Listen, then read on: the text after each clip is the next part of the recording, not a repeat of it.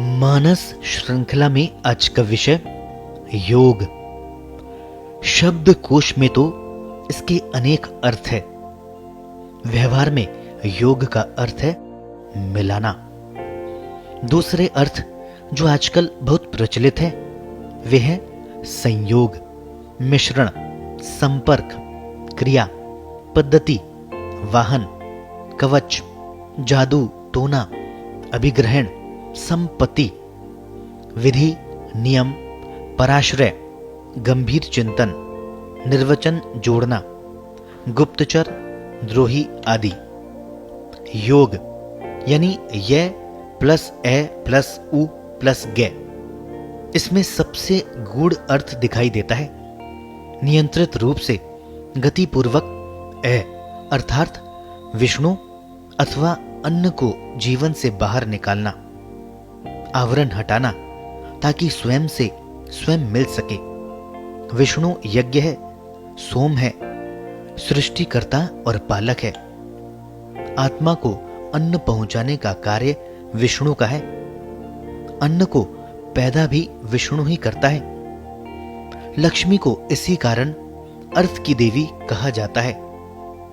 जब तक व्यक्ति बाहर से अन्न लेता रहेगा उसका यज्ञ चालू रहेगा। यहां अन्न का अर्थ कामना है। कामना पूर्ति के लिए ग्रहण की गई सामग्री को अन्न कहते हैं। कामना पूर्ति को ही जीवन का मोक्ष कहा गया है। पुरुषार्थ का लक्ष्य भी यही है। इसकी सफलता मूलतः इंद्रिय निग्रह पर ही टिकी होती है। इंद्रियां कामना पैदा करने का मुख्य स्रोत है। इंद्रियों के विषय ही आवरण बनते हैं, अवचेतन मन का निर्माण करते हैं, नित्य नए बंधन पैदा करते ही चले जाते हैं। व्यक्ति बाहर के विषय में अटकता ही चला जाता है, स्वयं यानी आत्मा से दूर होता जाता है। शिक्षा ने जिस प्रकार शरीर सुख और भौतिकवाद को बढ़ावा दिया है उससे कामनाओं का व्यापक संसार खड़ा हो गया।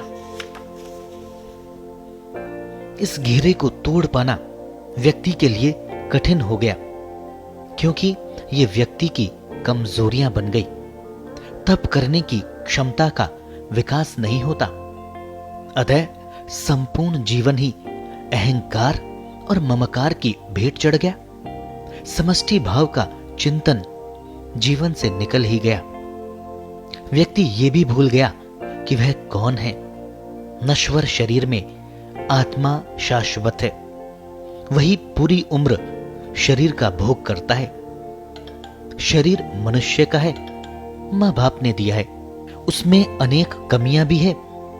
इसके निर्माण का कारण सत रज तम में असंतुलन ही तो है।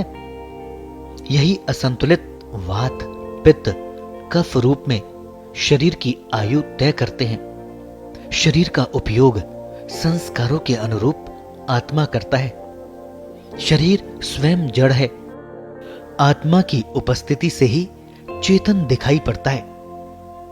इस चेतना का स्वरूप इस बात पर निर्भर करता है कि आत्मा कौन सा शरीर छोड़कर इस शरीर में आया है। पेट में मां ने क्या क्या संस्कार दिए हैं उसी के अनुरूप तथा प्रारब्ध के अनुसार ही ये आत्मा शरीर का उपयोग करता है। भौतिकता की चकाचौंध के कारण व्यक्ति संस्कारों के परिष्कार के प्रति जागरूक नहीं रह पाता। वह प्रवाह में जीता है। अतः आकलन या नियंत्रण का समय ही नहीं रहता। जब व्यक्ति योग की दिशा में आगे बढ़ता है तब ये विषय एक एक करके उसके चिंतन में आते हैं। प्रत्येक विषय के बारे में वह दो मार्ग तय कर सकता है, एक माया भाव का, दूसरा पुरुष भाव का। एक मार्ग संसार की ओर अग्रसर करने वाला होगा, दूसरा व्यक्ति के भीतर आत्मज्ञान का, मर्यादा का प्रकाश फैलाने वाला होगा।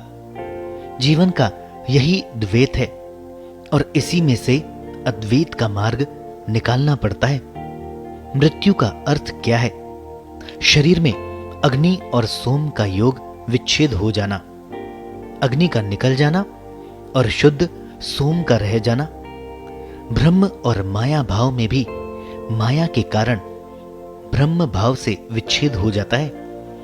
माया के सहारे से ही ब्रह्म के साथ योग करना अथवा अहम ब्रह्मास्मि रूप को प्राप्त हो जाना योग का लक्ष्य है। आज की शिक्षा का लक्ष्य ज्ञान नहीं है। जीवन दर्शन से इसका कुछ लेना देना नहीं है।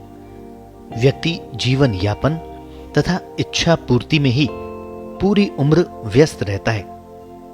नित नई इच्छाओं का जाल फैलता जाता है। प्रचार सामग्री का जोर तथा जीवन के लक्ष्यों का अभाव व्यक्ति को प्रवाह में डालकर छोड़ देता है। जैसे नदी में एक लकड़ी का टुकड़ा बहाव के साथ स्वच्छंदता से बहता जाता है। किसी प्रकार का कोई भी नियंत्रण नहीं होता। प्रवाह सदा ही नीचे की ओर ले जाता है। बिना दृढ़ संकल्प के ज्ञान भी कार्य नहीं करता। तब व्यक्ति निरंतर स्वयं से दूर होता जाता है। दूसरी ओर जो व्यक्ति शुद्ध ज्ञान के भरोसे जीता है, कर्म से भागता है, वह भी अहंकार के प्रवाह में बहता जाता है। इस प्रकार ज्ञान एवं कर्म के आवरण आत्मा पर बढ़ते जाते हैं। व्यक्ति यथार्थ से दूर हो जाता है। शिक्षा ने भी व्यक्ति को करियर में इतना व्यस्त कर दिया कि उसे अपने अलावा किसी की चिंता करने का समय नहीं मिल पाता। इस व्यष्टि भाव ने उसके जीवन को संकुचित कर दिया। वह जीवन से कुछ सीख ही नहीं सकता। घर उसके लिए पाठशाला का कार्य नहीं कर सकता। घर में अन्य लोग, संबंधी, स्वजन आदि होते ही नहीं। घर से दूर रहकर नौकरी करना उसकी अनिवार्यता हो गई। ये भी वियोग का एक और आयाम है।